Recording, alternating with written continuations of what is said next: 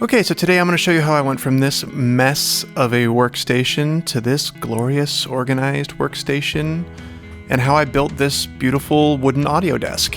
So I don't have any footage of me building the legs, but here's some photos. I just started with 4x4s and ran them through the planer to clean up the edges, and then I cut them at 10 degrees.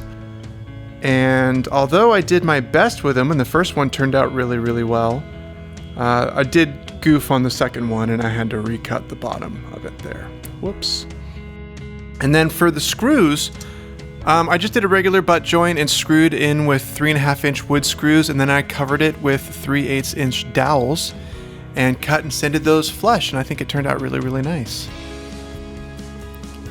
Now for the desktop, I used 2x6s. They were 8 feet long, and I've picked the best ones I could find, but they were, borderline at best. So I figured I would need to joint them to get some clean edges, but before I started that, they were super long and my jointer is small, so I wanted to cut them to size first. So I cut them down to about 6 feet, and give or take a few inches. And once they were cut to size, I put them through the jointer, which cleaned up the edges really, really nicely. But it did leave me with a new problem, which was because they were such long boards and such a short jointer, the edges were a little bit bowed, as you can see here. So, I used my roller stands and just tried to do the best I could to get them as straight as I could. And it was a bit of a challenge, but, the best we can is all we can do. So once those were all jointed, then I put them through the planer to get the other sides all nice and flat, and then also just to reduce the overall size a little bit. The glue up was a super stressful stage for me because it's sort of a ticking clock, right? You put this glue on and then you don't want it to dry up. I think you have a window of about 10 minutes or so. So I definitely had some anxiety, and I think I didn't put quite enough glue on as maybe I should have. And that thought occurred to me when I clamped these all down and realized that the glue was beading a lot in some spots, but not as much in other spots. So a little bit of anxiety about that. But what can you do? So I let it sit overnight, and I came back the next day and got out my belt sander and just gave the whole thing a really good sand just to try to level it out as much as I could. And once I had finished with the 80 grit sandpaper, I went ahead and got my T-square out to mark some lines, and then used my leveler as a guide to square off my edges there with my circular saw. And then once the edges were all square, I used my router with a roundover bit to, just soften all of the edges, which really gave it a nice desk feel. It's just a nice finishing touch to be able to do that. Now in terms of attaching the legs to the actual desktop, I used pocket holes on both sides of the legs, 4 screws on each side. And I also used some wood glue to attach them. And this thing, these were solid as a rock, this thing. I'm not sure how it's gonna handle the changing temperatures in my garage between hot and cold, but I guess we will find out. And then I bought from Amazon these little desk bottom leg thingies so that I could have it nice and square on the ground. I stained the bottom before I put these on because once I flipped this right side up, I was never going to flip it upside down again, so I figured might as well have the stained bottoms for that. So once that was all attached and the leg bottoms were attached, I put my lumber just to kind of get a rough idea of how these audio rack units were going to sit on the desktop. And I also bought these little smaller pieces so that I could create some trim. And of course I got hardware for the rack units themselves.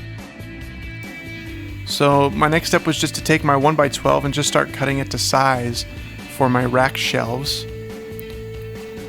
And once those were all cut, I went ahead and hand screwed all of the audio rack hardware to my shelves.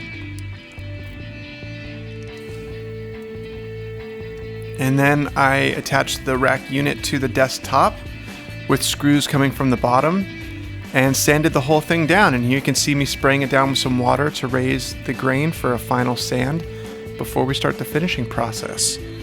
At this point, it was really nice just to take a step back and look at this thing. It came together really well, and for the most part exactly how I planned. A couple hiccups along the way, but for the most part it was great. And I was playing with the idea of creating some kind of a cross beam on the bottom there, maybe with a half lap, but when I felt this desk, I just didn't need to. The thing was so sturdy, it was like a tank. So just really loving the way it came together. I also used that roundover bit on the racks too, just to kind of soften those edges. But yeah, it turned out really, really nice. So the next step is the finish. So I went with a pre-stain, a really dark wood stain, and a semi-gloss polyurethane finish. So you can see me here putting the pre-stain on the piece. This is just going to help the stain kind of soak through the wood evenly so it's not quite so splotchy looking. Very tedious process, but also a very important process.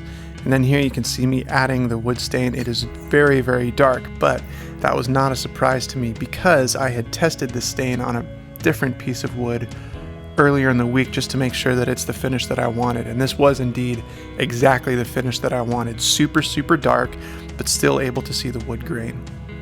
I only did one coat, definitely did not need more than one.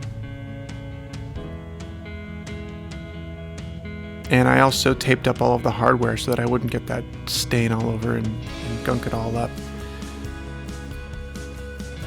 The next step was for me to add my semi-gloss polyurethane finish. Ooh, that is bright. Sorry about that. And I did that with a foam brush, although in hindsight I probably should have used a high-quality bristle brush.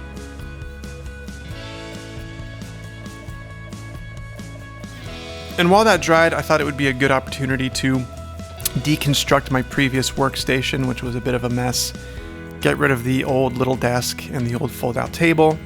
Once that was done, I was able to come back and give everything a light hand sand with 220 grit, which allowed me to add my second coat, which I did use a high-quality bristle brush that I bought from the store. And there you have it, a beautiful audio desk. The raw materials on this, even with lumber prices, were still under $200, which was really, really nice. And it came out just absolutely beautiful, exactly the way that I wanted it to. And I know that they sell these desks, prefab from other companies that are not terribly expensive, but I just love the fact that one, this was a fun project. Two, this is the only desk like this in the world. It's mine and I built it myself. And three, I just wanted to challenge myself to do something new and exciting. And I'm just so happy with the way this came out. So thanks for watching the video and see you on the next one.